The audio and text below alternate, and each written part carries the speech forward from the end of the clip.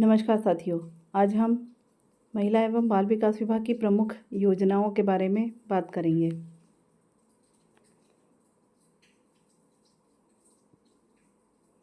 महिला एवं बाल विकास विभाग में दो प्रकार की योजनाएं संचालित होती हैं।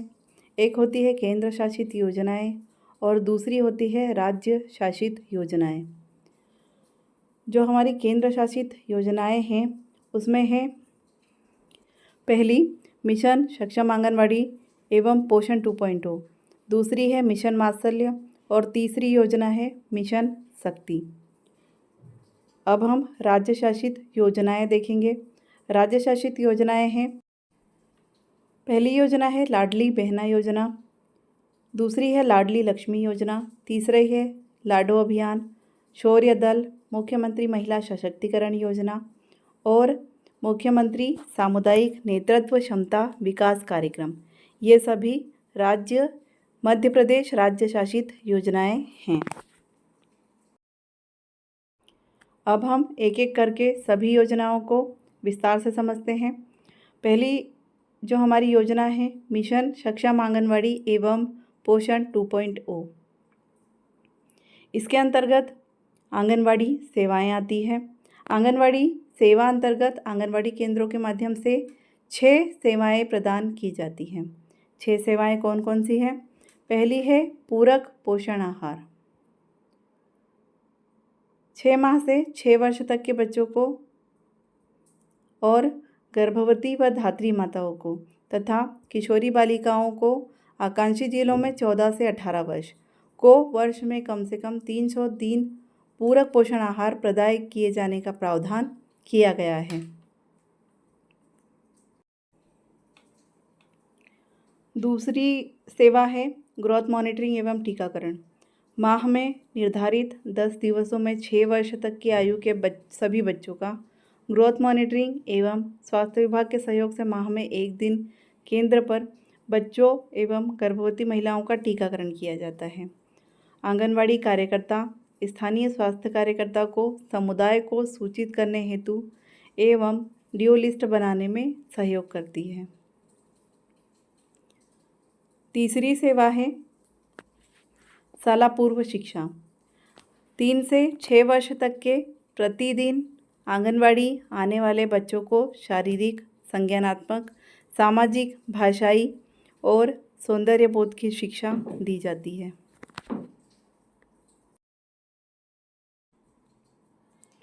चौथी सेवा है पोषण स्वास्थ्य शिक्षा। आंगनवाड़ी कार्यकर्ता स्वयं एवं आशा तथा स्वास्थ्य कार्यकर्ता के सहयोग से आंगनवाड़ी केंद्र पर सामूहिक एवं गृह भेंट का हितग्राहियों के स्वास्थ्य, स्वच्छता व संतुलित भोजन आदि के बारे में परामर्श सुविधा प्रदान करती है। 5वीं सेवा है स्वास्थ्य की जांच। प्रत्येक माह टीकाकरण दिवस पर अथवा नज़दीकी स्वास्थ्य केंद्र पर ANM, CHO तथा RBS के दल द्वारा महिलाओं तथा बच्चों की स्वास्थ्य जांच एवं आवश्यक सलाह प्रदान किया जाता है।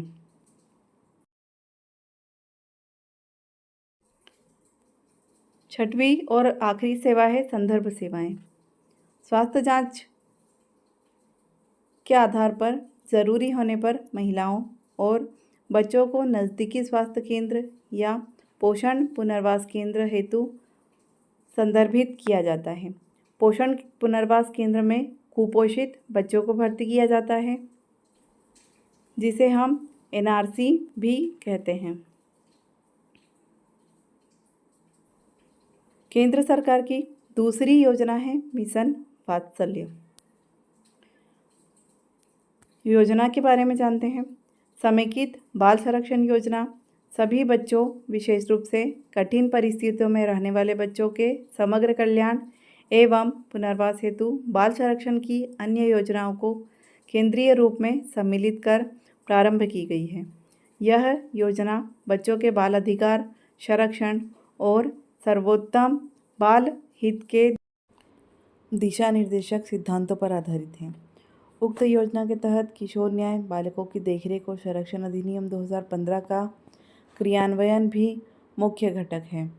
इस अधिनियम के तहत 18 वर्ष से कम आयु के विधि विरोधी कार्यों में संलिप्त बालकों तथा देखरेख और संरक्षण के लिए ज़रूरतमंद बालकों को संरक्षण, भरण पोषण, शिक्षण, प्रशिक्षण तथा व्यावसायिक एवं पारिवारिक पुनर्वास मुख्य उद्देश्य है। इन बच्चों को संरक्षण प्रदान करने के उद्देश्य के तहत 30 शासकीय संस्थाएं तथा 18 संप्रेषण गृह, 3 विशेष गृह, 6 बाल गृह, 2 बच्चावर्ती गृह, 1 शिशु गृह तथा 95 अशासकीय संस्थाएं यथा 32 शिशु गृह, 46 बाल गृह, 8 आश्रय गृह एवं 9 खुले आश्रय उपरोक्त दोनों श्रेणियों के बालकों के प्रकरणों के निराकरण हेतु 51 किशोर न्याय बोर्ड एवं 51 बाल कल्याण समितियां स्थापित हैं। समेकित बाल संरक्षण योजना के क्रियान्वयन हेतु जिला स्तर पर जिला बाल संरक्षण समितियों का गठन किया गया है। जिलों में संचालित उक्त समितियां कठिन परिस्थितियों में रहने वाले बच्चों के समग्र कल्याण व पुनर्वास तथा किशोर न्याय अधिनियम 2015 के प्रभावी क्रियान्वयन हेतु मॉनिटरिंग करने हेतु सक्षम एवं उत्तरदायी है। जिला स्तरीय समितियों की निगरानी एवं मूल्यांकन का कार्य राज्य स्तर पर राज्य स्तरीय समितियों तथा राज्य बाल संरक्षण समिति एवं राज्य दत्तक ग्रहण संसाधन अभिकरण द्वारा किया जाता है।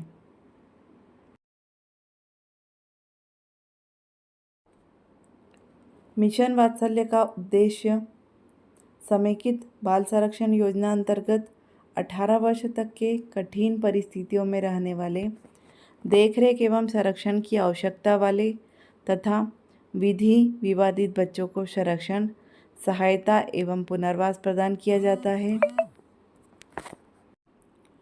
योजना के तहत प्रदेश में विभिन्न प्रकार के 142 गृह संचालित हैं। इन गृहों में बच्चों के लिए पोषण, शिक्षण, प्रशिक्षण, स्वास्थ्य एवं पुनर्वास की व्यवस्था की जाती है।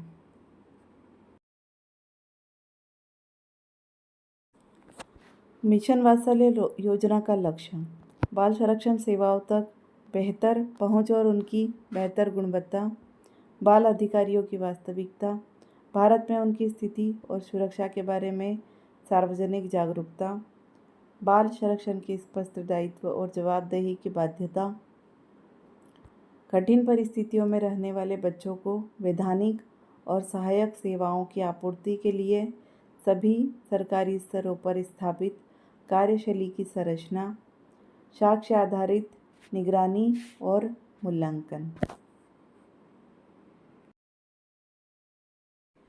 मिशन वात्सल्य योजना के लक्षित लाभार्थी विधि विवादित, निराश्रित, बेसहारा, गुमशुदा, भीख मांगने वाले, सड़क पर निवास करने वाले, सड़क पर कचरा बीनने वाले तथा देखरेख एवं संरक्षण के ज़रूरतमंद बालक इसके लाभार्थी रहेंगे।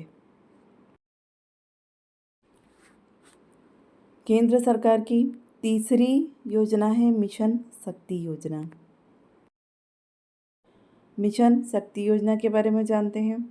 मिशन शक्ति भारत शासन द्वारा जुलाई 2022 में प्रारंभ की गई है। महिला सुरक्षा, संरक्षण व महिला सशक्तिकरण हेतु एक अम्ब्रेला योजना है।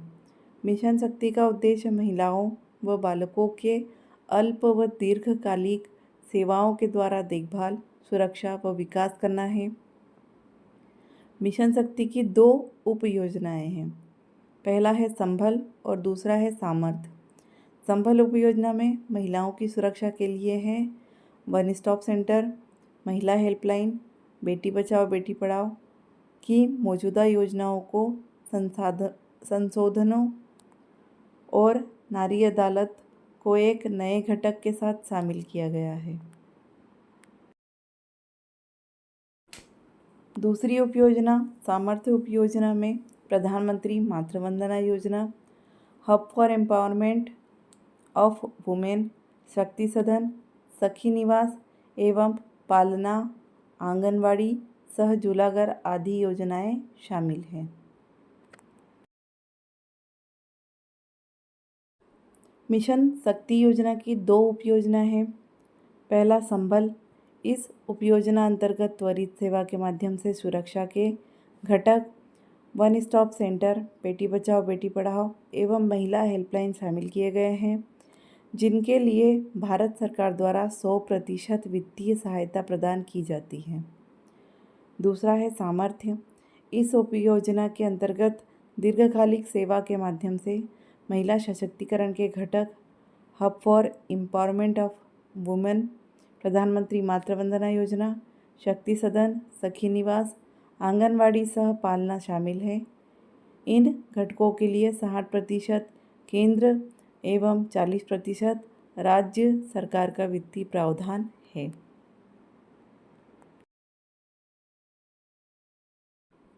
पहली है संबल उपयोजना। इसके घटक one stop centre, Beti Bachao Beti Padhao एवं महिला हेल्पलाइन, इनके बारे में हम विस्तार से जानेंगे। पहला है one stop centre.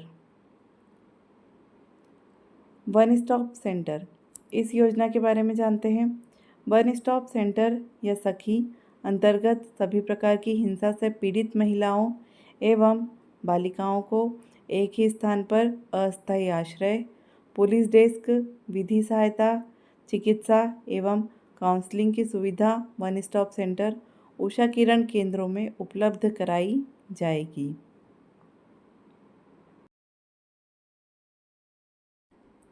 One stop centre का उद्देश्य है एक ही छत के नीचे हिंसा से पीड़ित महिलाओं एवं बालिकाओं को एकत्रित रूप से सहायता एवं सहयोग करना, पीड़ित महिला एवं बालिका को तत्काल, आपातकालीन एवं गैर आपातकालीन सुविधाएं उपलब्ध कराना, जैसे चिकित्सा, विधिक, मनोवैज्ञानिक परामर्श आदि।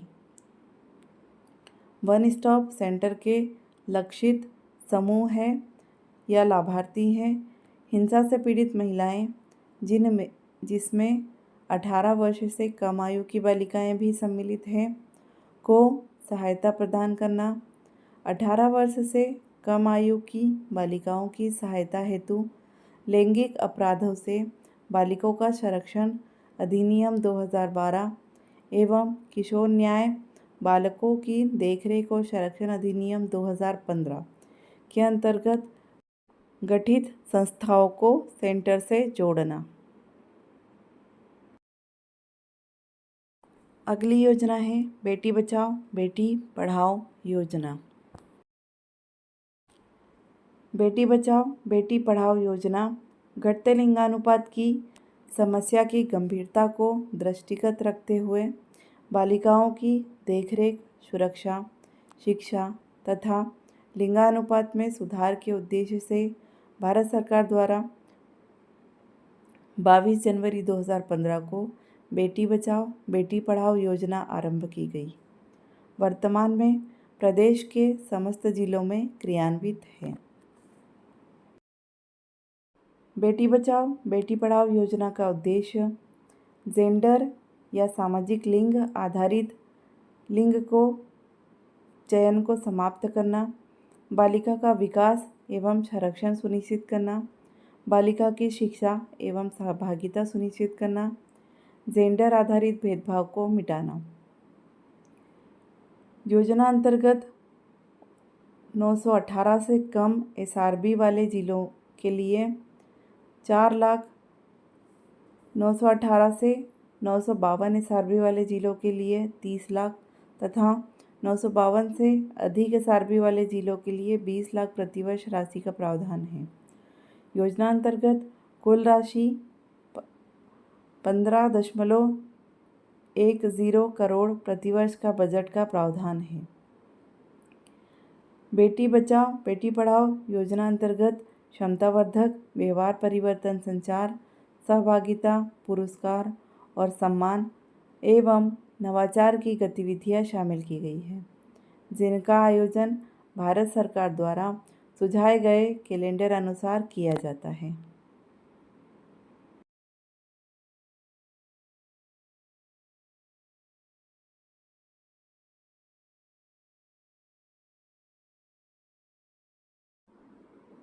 महिला हेल्पलाइन। मध्य प्रदेश में महिला एवं बाल विकास कंट्रोल रूम का संचालन दिनांक 1 सितंबर 2023 से भोपाल के होशंगाबाद में किया जा रहा है। WCD कंट्रोल रूम के द्वारा महिला हेल्पलाइन 181 एवं चाइल्ड हेल्पलाइन 1098 का संचालन होता है।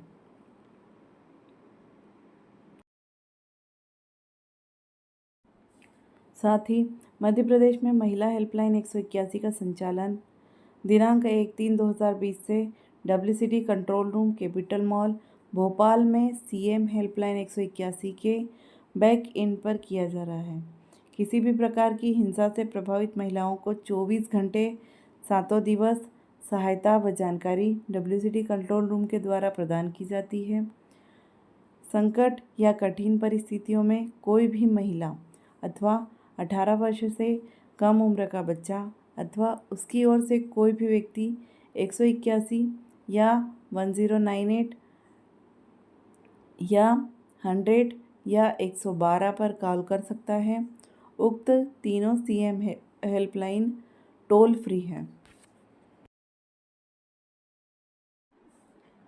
महिला हेल्पलाइन 181 पर प्राप्त होने वाले कॉल्स को संबंधित कॉल रिस्पॉन्डर द्वारा कॉल की प्रवृत्ति के आधार पर उन्हें आपातकालीन सेवाओं के लिए ERSS 112 डायल 100 अथवा गैर आपातकालीन सेवाओं के लिए संबंधित जिलों के वन स्टॉप सेंटर को प्रेषित किए जाते हैं।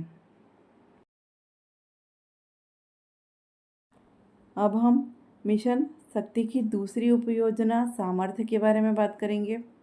इसके घटक है hub for empowerment of woman, प्रधानमंत्री मातृ वंदना योजना, शक्ति सदन, सखी निवास, आंगनबाड़ी सह पालना। इनके बारे में हम विस्तार से जानते हैं। पहला है hub for empowerment of woman, जिसका शॉर्ट फॉर्म है HEW। Hub for empowerment of woman महिला एवं बाल विकास विभाग द्वारा मिशन शक्ति के अंतर्गत hub for empowerment of woman संचालित किया जा रहा है। महिलाओं के लिए संचालित योजनाओं एवं कार्यक्रम के समन्वय अंतर्विभागीय अभिसरण हेतु राज्य एवं जिला स्तर पर एक प्रोजेक्ट निगरानी इकाई का प्रावधान किया गया है। स्टेट हब केंद्र सरकार एवं जिला हब से समन्वय करेगी तथा जिला स्तर पर जिला hub for empowerment of woman अंतर्विभागीय समन्वय करेंगे।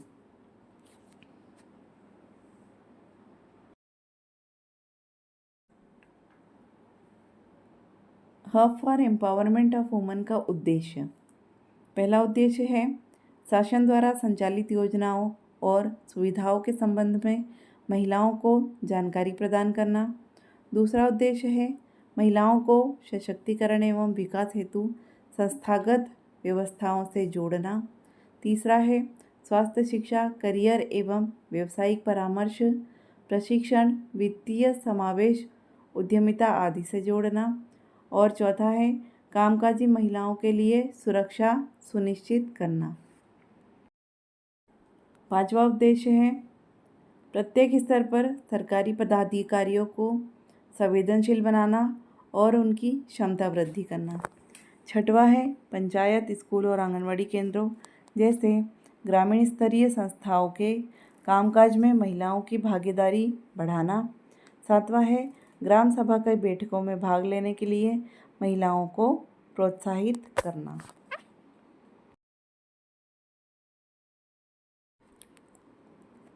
अगली योजना है प्रधानमंत्री मातृ वंदना योजना।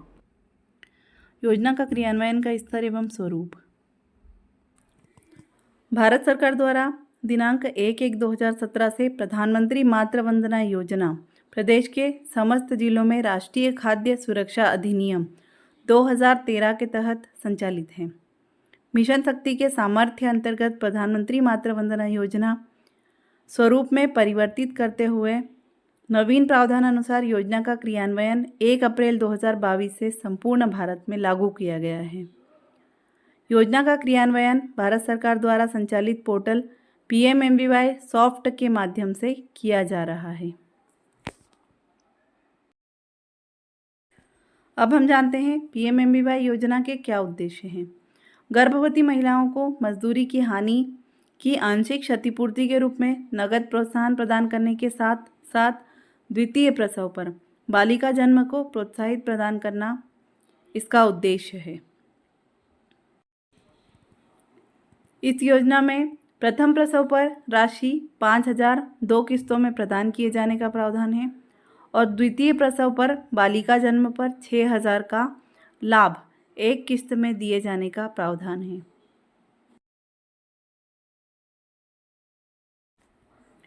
योजना अंतर्गत पात्रता।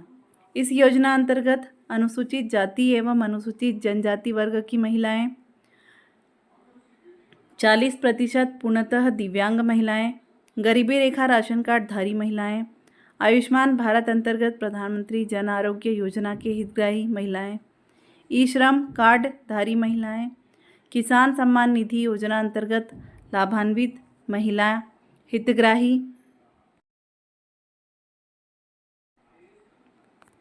मनरेगा जॉब कार्ड धारी महिलाएं, 8 लाख प्रतिवर्ष से कम पारिवारिक आय वाली महिलाएं, गर्भवती और धात्री आंगनवाड़ी कार्यकर्ता, सहायिका एवं आशा और खाद्य सुरक्षा अधिनियम 2013 के तहत राशन कार्ड धारी रखने वाली महिलाएं इस योजना के अंतर्गत पात्रता रखती हैं।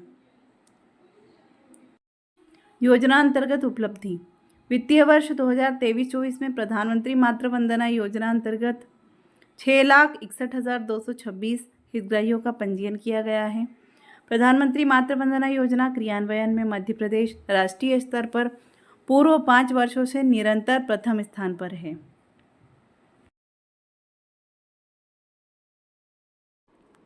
सामर्थ्य उपयोजना का अगला घटक है शक्ति सदन योजना।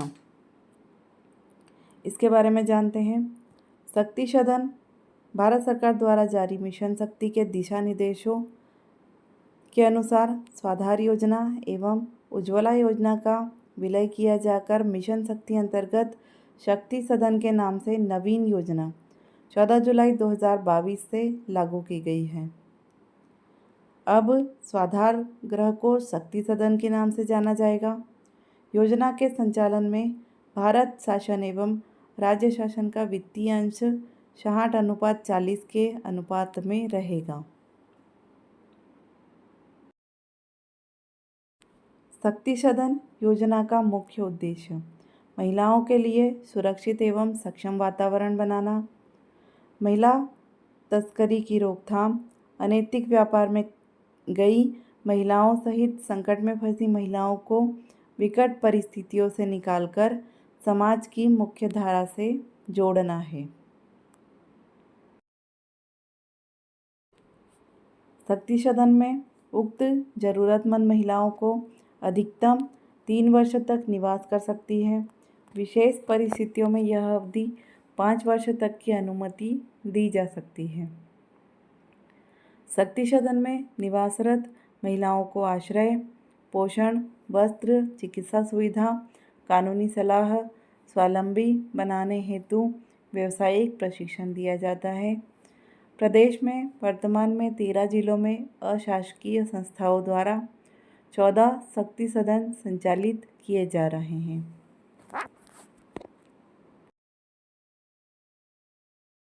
मिशन सामर्थ्य उपयोजना की अगली योजना या अगला घटक है सखी निवास, जिसे महिला वसति गृह के नाम से भी जाना जाता है। सखी निवास या महिला वसति गृह कामकाजी महिलाओं को अपने मूल स्थान से बाहर सुविधाजनक व सुरक्षित आवास की सुविधा उपलब्ध कराने के उद्देश्य से भारत सरकार के सहयोग से सखी योजना संचालित है। रहवासी कामकाजी महिलाओं को भोजन की सुविधा के साथ उनके छोटे बच्चों के लिए दिवस देखभाल केंद्र की व्यवस्था भी की गई है। अतिरिक्त जिला दंडाधिकारी की अध्यक्षता में गठित समिति द्वारा प्रबंधन एवं निगरानी की जाती है। सखी निवास की व्यवस्थाएं सुचारू रूप से करने हेतु स्टाफ में अधीक्षिका, कार्यालय सहायक, केयरटेकर, रसोइया एवं गार्ड रहते हैं। प्रदेश में वर्तमान में 2 सखी निवास भोपाल एवं इंदौर में है संचालित है। तीसरे सखी निवास इंदौर में भवन का निर्माण कार्य पूर्ण हो चुका है। सामर्थ्य उप योजना की अगली योजना है आंगनवाड़ी सहपालना।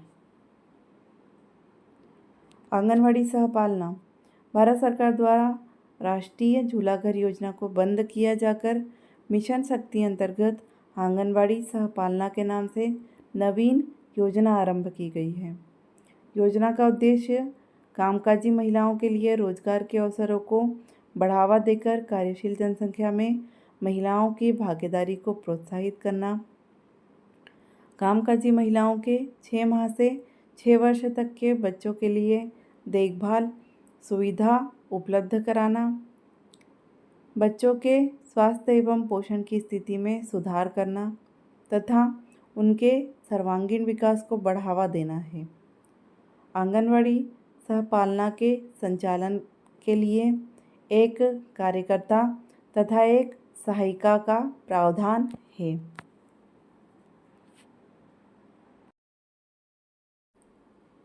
ये सभी योजनाएं केंद्र सरकार द्वारा राज्यों के समन्वय से संचालित की जाती है।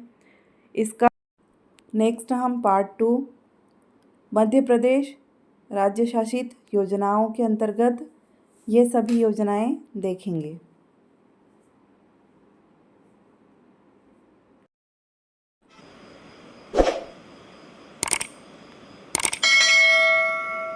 और अब हम इस राज्य शासित योजनाओं के बारे में पढ़ेंगे, जिसमें हम लाडली बहना योजना, लाडली लक्ष्मी योजना, लाडो अभियान, शौर्य दल, मुख्यमंत्री महिला सशक्तिकरण योजना और मुख्यमंत्री सामुदायिक नेतृत्व समता विकास कार्यक्रम के बारे में पढ़ेंगे।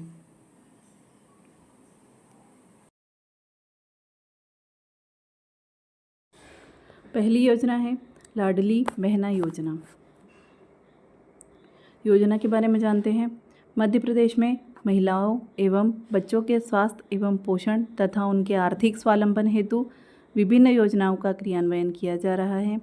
उक्त के संदर्भ में प्रदेश में महिलाओं के सर्वांगीण विकास हेतु निम्नानुसार संकेतांकों को दृष्टिगत रखना आवश्यक है।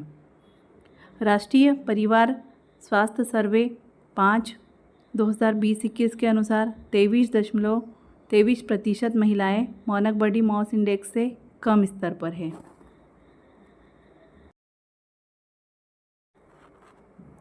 राष्ट्रीय परिवार स्वास्थ्य सर्वे 5/2020-21 के अनुसार 15 से 45 वर्ष की आयु की महिलाओं में एनीमिया का स्तर 54.7% परिलक्षित हुआ है। सहभागिता दर में ग्रामीण क्षेत्र अंतर्गत जहां 57.7% पुरुष भागीदारी है, वहीं मात्र 23.3% महिलाओं की श्रम बल में भागीदारी है। इसी प्रकार शहरी क्षेत्र में 55.9% पुरुषों के विरुद्ध केवल 13.6% महिलाओं की श्रम बल में भागीदारी रही है। इससे स्पष्ट है कि महिलाओं की श्रम में भागीदारी पुरुषों की अपेक्षा कम है, जो कि उनकी आर्थिक स्वावलंबन की स्थिति को प्रभावित करता है। उपरोक्त परिदृश्य को दृष्टिगत रखते हुए प्रदेश में महिलाओं के आर्थिक स्वावलंबन, उनके तथा उन पर आश्रित बच्चों के स्वास्थ्य एवं पोषण स्तर में सतत सुधार तथा परिवार में उनकी निर्णायक भूमिका सुदृढ़ करने हेतु माननीय मुख्यमंत्री जी मध्य प्रदेश शासन द्वारा दिनांक 28 जनवरी 2023 को संपूर्ण मध्य प्रदेश में मुख्यमंत्री लाडली बहना योजना लागू किए जाने की घोषणा की, जिसके अंतर्गत प्रति माह 1000 रुपये महिलाओं को दिए जाएंगे। यह महिलाओं के स्वास्थ्य एवं पोषण तथा आर्थिक स्वावलंबन की दिशा में एक महत्वपूर्ण कदम होगा।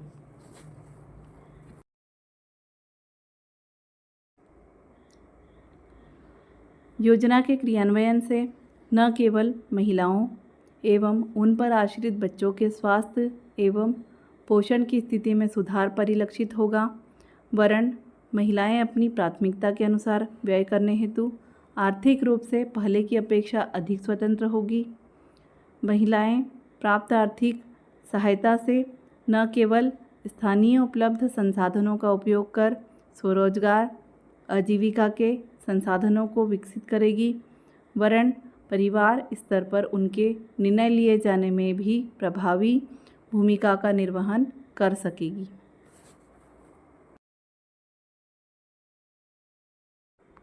अब हम जानते हैं लाडली बहना योजना के उद्देश्य के बारे में। इसका उद्देश्य है, पहला, महिलाओं के स्वावलंबन एवं उनके आश्रित बच्चों के स्वास्थ्य एवं पोषण स्तर में सतत सुधार को बनाए रखना। दूसरा, महिलाओं को आर्थिक रूप से अधिक स्वावलंबी बनाना। तीसरा, परिवार स्तर पर निर्णय लिए जाने में महिलाओं की प्रभावी भूमिका को प्रोत्साहित करना। लाडली बहना योजना हेतु पात्रता: मध्य प्रदेश की स्थानीय निवासी हो। दूसरा, विवाहित हो, जिसमें विधवा, तलाकशुदा एवं परित्यक्ता महिला भी सम्मिलित होगी। आवेदन के कैलेंडर वर्ष में 1 जनवरी की स्थिति में 21 वर्ष पूर्ण कर चुकी हो तथा 60 वर्ष की आयु से कम हो। योजना के लाभ: प्रत्येक पात्र महिलाओं को उनकी पात्रता अवधि में 1250 रुपये प्रति माह के मान से राशि का भुगतान आवेदिका के स्वयं के आधार लिंक डीबीटी इनेबल्ड बैंक खाते में किया जाएंगे। किसी भी परिवार की 60 वर्ष से कम आयु की महिला को सामाजिक सुरक्षा पेंशन योजना में प्रतिमाह राशि रुपये 1250 से कम जितनी राशि प्राप्त हो रही हो तो उस महिला को रुपये 1250 तक की राशि की पूर्ति की जाएगी।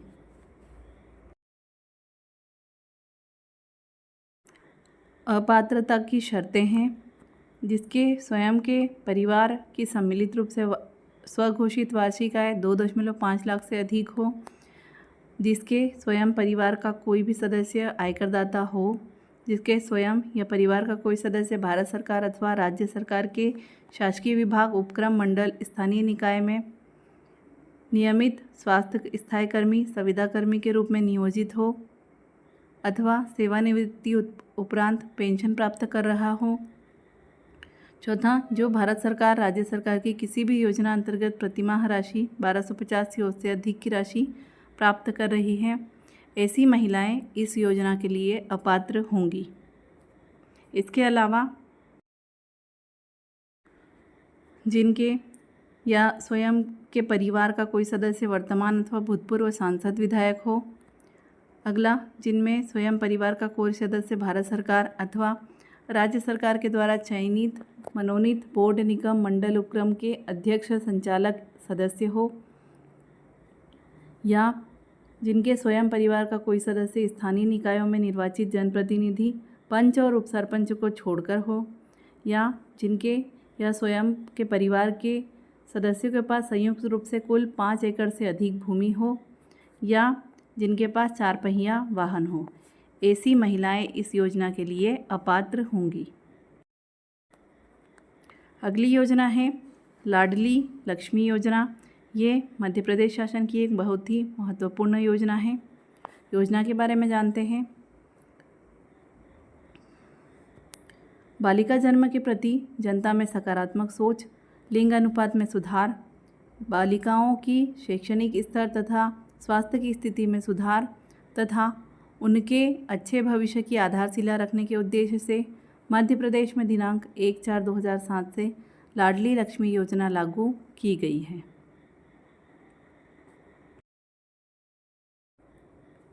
योजना का लाभ एवं पात्रता।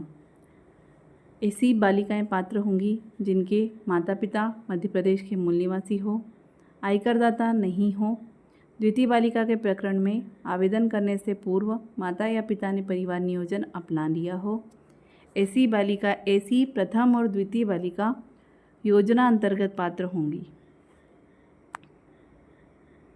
आवेदन एवं पंजीकरण कैसे करें?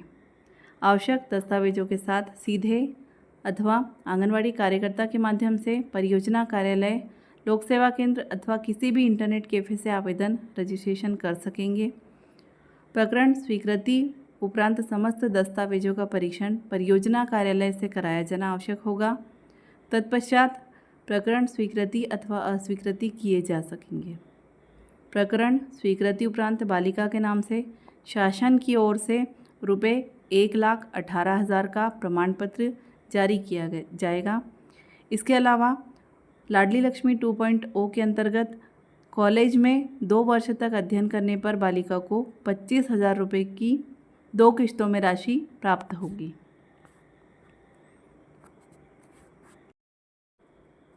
बालिका को कक्षा 6ठी में प्रवेश लेने पर 2,000, 9वीं में प्रवेश लेने पर 4,000, 11वीं में प्रवेश लेने पर 6,000 तथा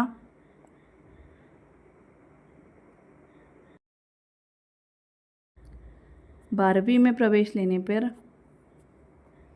6,000 ई पेमेंट के माध्यम से किया जाएगा। अंतिम भुगतान 1 लाख बालिका की आयु 21 वर्ष होने पर तथा कक्षा 12वीं परीक्षा में सम्मिलित होने पर भुगतान की जाएगी, किंतु शर्त यह होगी कि बालिका का विवाह 18 वर्ष की आयु के पूर्व न हुआ हो।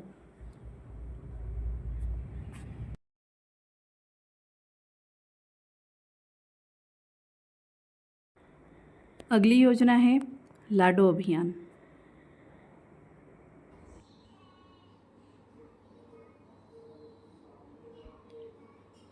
लाडो अभियान मध्य प्रदेश देश में प्रथम राज्य है जिसने बाल विवाह के रोकथाम हेतु 2013 में लाडो अभियान प्रारंभ किया। लाडो अभियान का मुख्य उद्देश्य जन समुदाय की मानसिकता में सकारात्मक बदलाव के साथ बाल विवाह जैसी कुरीति को सामुदायिक सहभागिता से समाप्त करना है। अभियान के प्रभावी क्रियान्वयन हेतु जिला, खंड, स्कूल, ग्राम स्तरीय एवं सेवा प्रदाताओं की कार्यशाला का आयोजन कर उपस्थित प्रतिभागियों को अभियान के प्रति संवेदनशील बनाना है। साथ ही विभिन्न माध्यमों जैसे सेवा प्रदाताओं के दुकानों एवं प्रमुख स्थानों पर दीवार लेखन, जागरूकता रैली, रथ यात्रा, शासकीय धार्मिक कार्यक्रमों में बाल विवाह न करने की शपथ, जिंगल, डॉक्यूमेंट्री, नुक्कड़ नाटक, होर्डिंग एवं दैनिक समाचार पत्रों में विज्ञापन के द्वारा प्रचार प्रसार कर आम जन तक लाडो अभियान के संदेश को पहुंचाने का प्रयास किया जाता है। यह अभियान बाल विवाह प्रतिषेध अधिनियम 2006 के अनुसार 18 वर्ष से कम आयु की बालिकाओं एवं 21 वर्ष से कम आयु के बालकों के बाल विवाह कानून के प्रभावी क्रियान्वयन में महत्वपूर्ण भूमिका निभाता है।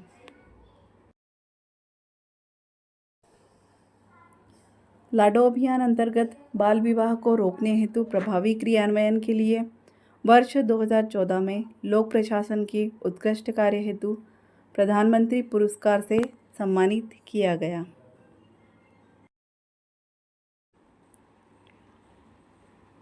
मध्य प्रदेश के लाडो अभियान अंतर्गत बाल विवाह रोकथाम के क्रियान्वयन को हरियाणा, त्रिपुरा व असम के राज्य सरकार के प्रतिनिधियों के द्वारा फील्ड विजिट कर सराहा गया।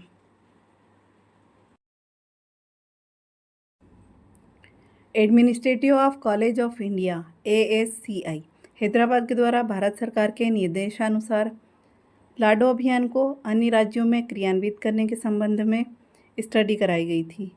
ASCI हैदराबाद के द्वारा की गई स्टडी में लाडो अभियान की प्रशंसा की एवं राष्ट्रीय स्तर की बैठकों में सराहना करते हुए अपने अनुभवों को साझा किया गया।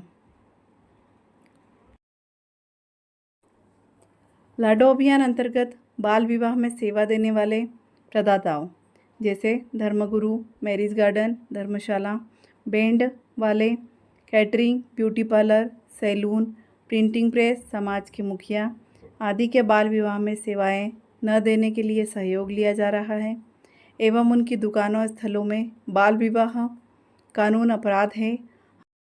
हम सेवा प्रदाता बाल विवाह का विरोध करते हैं। संबंधी दीवार लेखन करवाया गया है।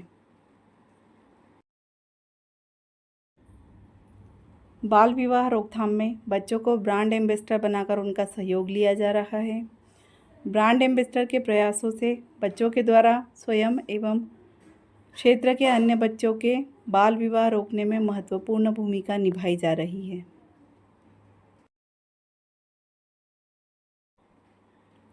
लाडो अभियान के प्रभावी क्रियान्वयन से जहां NFHS 2012-13 के अनुसार बाल विवाह 42% होते थे, वहीं NFHS 4 के अनुसार 2015-16 में बाल विवाह की दर 12% कम होकर 30% हो गई है।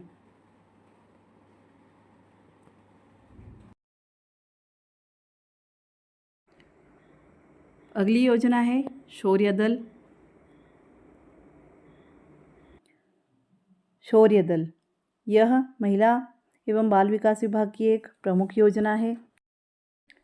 शौर्य दल राज्य में महिलाओं के प्रति अनुकूल वातावरण निर्माण करने व उन्हें आत्मनिर्भर और सक्षम बनाने के उद्देश्य से प्रत्येक आंगनवाड़ी स्तर पर मूल्यांकन के आधार पर शौर्य दल का गठन किया गया है। शौर्य दल का गठन एक निरंतर प्रक्रिया होगी। इस दल ग्राम के संवेदनशील तथा जन समुदाय में स्वकारिता रखने वाले महिला, पुरुष एवं युवाओं को सदस्य के रूप में चुना जाता है। आंगनवाड़ी कार्यकर्ता, सहायिका एवं आशा कार्यकर्ता भी इस दल की सदस्य होती हैं। यह दल पंचायत स्तर पर समुदाय को महिलाओं एवं बालिकाओं के प्रति संवेदनशील बनाने का प्रयास, आवश्यक सहयोग तथा सहायता प्रदान करेगा।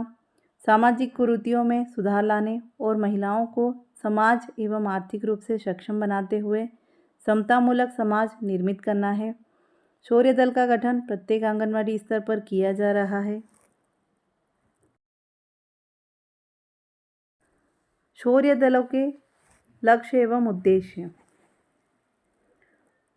शौर्य दल महिलाओं की युगानुकूल गरिमा व देशानुकूल महिमा बनाए रखने के लिए स्वप्रेरणा, संवेदना व जिम्मेदारी से अपनी भूमिका निभाएंगे।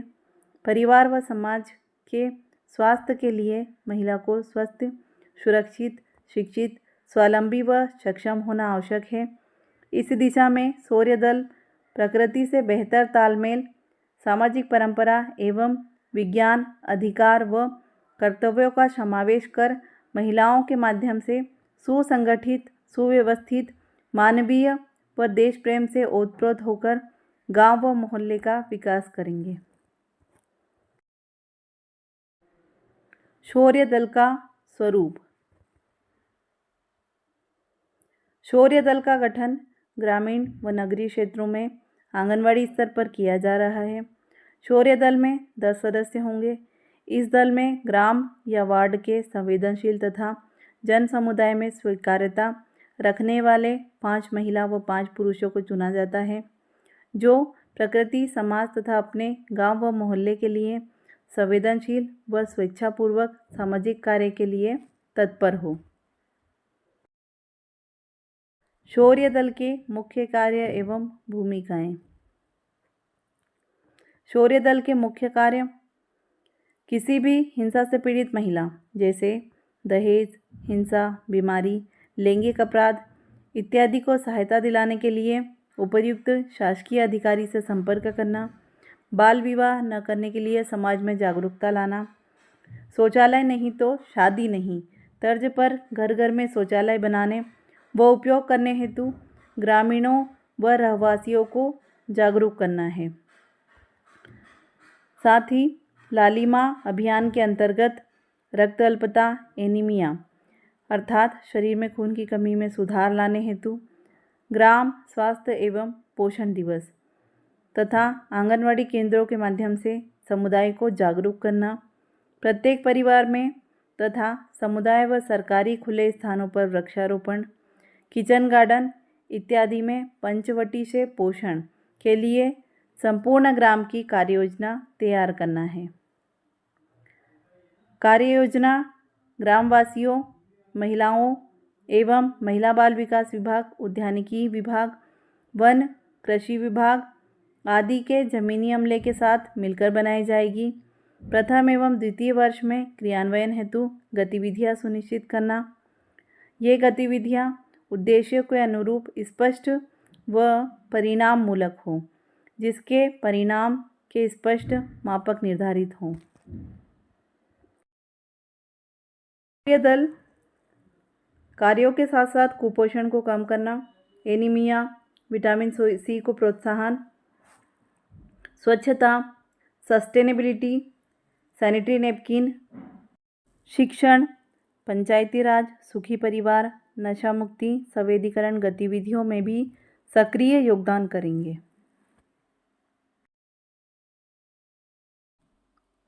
शौर्य दल का गठन 51 जिलों में ग्राम वार्ड में आंगनवाड़ी स्तर पर लगभग 82,204 दलों का गठन किया जा चुका है।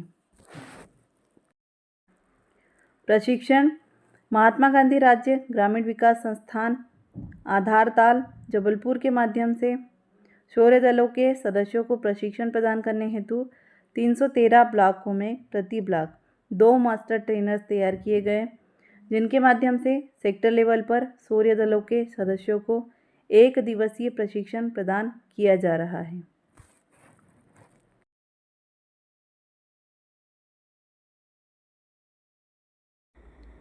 अब हम एवं बाल विकास विभाग मध्य प्रदेश की एक प्रमुख योजना मुख्यमंत्री सामुदायिक नेतृत्व क्षमता विकास कार्यक्रम के बारे में बात करेंगे।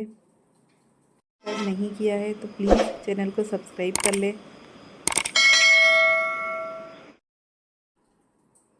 योजना के बारे में मध्य प्रदेश के विकास के लिए लक्ष्य और नीतियों के निर्धारण का दस्तावेज मध्य प्रदेश विजन 2018 बनाया गया है। मध्य प्रदेश दृष्टि पत्र 2018 में महिला सशक्तिकरण का राज्य के विकास में समुचित उपयोग करने का लक्ष्य नियत है। लक्ष्य को मूर्त रूप देने के माध्यम से समाज कार्य स्नातक पाठ्यक्रम सामाजिक नेतृत्व के लिए मुख्यमंत्री सामुदायिक नेतृत्व क्षमता विकास कार्यक्रम का शुभारंभ दिनांक 12/5/2015 को चित्रकूट में किया गया है।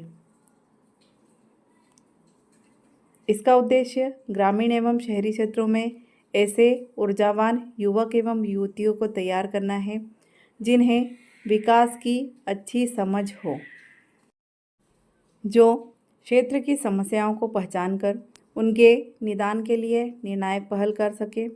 मध्य प्रदेश शासन के इस पाठ्यक्रम के संचालन का दायित्व महात्मा गांधी चित्रकूट ग्रामोदय विश्वविद्यालय चित्रकूट जिला सतना को दिया गया है। पाठ्यक्रम का संचालन विश्वविद्यालय के दूरवर्ती अध्ययन एवं सत्य शिक्षा केंद्र के अंतर्गत दूरवर्ती पद्धति से किया जा रहा है।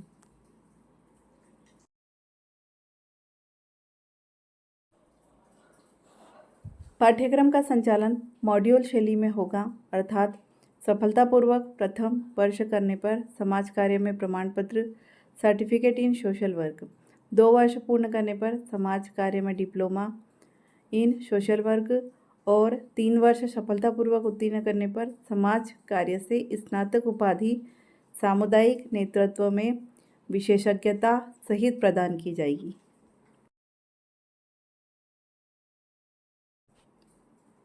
पात्रता या न्यूनतम अर्हताएं, शैक्षणिक योग्यता, मान्यता प्राप्त बोर्ड मंडल परिषद से 10+2 इंटरमीडिएट परीक्षा उत्तीर्ण, आयु 18 से 45 वर्ष, पात्र हितग्राही आंगनवाड़ी कार्यकर्ता, आशा कार्यकर्ता, पर्यवेक्षक या शौर्य दल के सदस्य हो सकते हैं।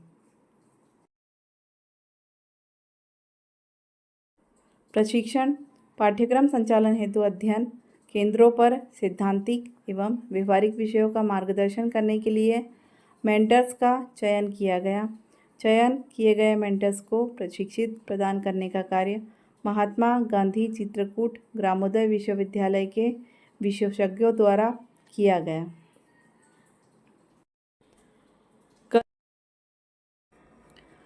अगली योजना है मुख्यमंत्री महिला सशक्तिकरण योजना। ये भी महिला एवं बाल विकास विभाग की महत्वपूर्ण योजना है। मुख्यमंत्री महिला सशक्तिकरण योजना किसी भी प्रकार की हिंसा से पीड़ित महिलाओं को पारिवारिक सहायता नहीं मिलती है तो जीवन यापन करने के लिए सभी रास्ते बंद हो जाते हैं एवं ऐसी कठिन परिस्थितियों के लिए परिवार तथा समाज में पुनर्वास होने हेतु विशेष सहयोग की आवश्यकता होती है। यदि किसी भी पीड़ित महिला की आत्मनिर्भरता को बढ़ावा देने के लिए कौशल उन्नयन प्रशिक्षण कार्यक्रम से जोड़ दिया जाए तो वह स्वयं के साथ साथ अपने परिवार का भी भरण पोषण कर सकती हैं। इस उद्देश्य से मुख्यमंत्री महिला सशक्तिकरण योजना प्रदेश में सितंबर 2013 से प्रारंभ की गई है।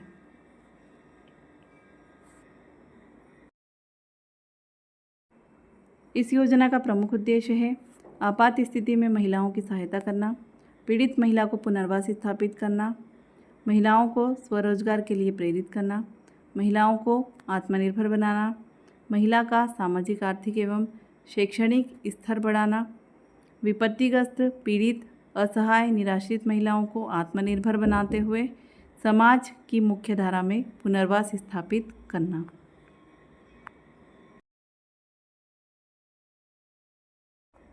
इस योजना की लक्ष्य या लाभार्थी समूह है बलात्कार से पीड़ित महिला या बालिका, दुर्व्यवहार से बचाई गई महिलाएं जो गरीबी रेखा के नीचे जीवन यापन करती हो, एसिड विक्टिम, जेल से रिहा महिलाएं, परित्यक्ता तलाकशुदा महिलाएं जो गरीबी रेखा के नीचे जीवन यापन करती हो। इसके अलावा शासकीय एवं अशासकीय आश्रय गृह, बालिका गृह, अनुरक्षण गृह आदि गृहों में निवासरत विपत्तिग्रस्त बालिका या महिलाएं, दहेज प्रताड़ित अग्नि पीड़ित महिलाएं और बाल विवाह पीड़ित महिलाएं, ऐसी सभी महिलाएं इस योजना की लाभार्थी हैं। प्रशिक्षण के विषय इस योजना के अंतर्गत महिलाओं को pharmacy, beautician, hotel, event management, nursing short term management course, cooking, baking, प्रयोगशाला सहायक, physiotherapy, ITI, polytechnic course, BEd और DEd आदि में प्रशिक्षण दिया जाएगा।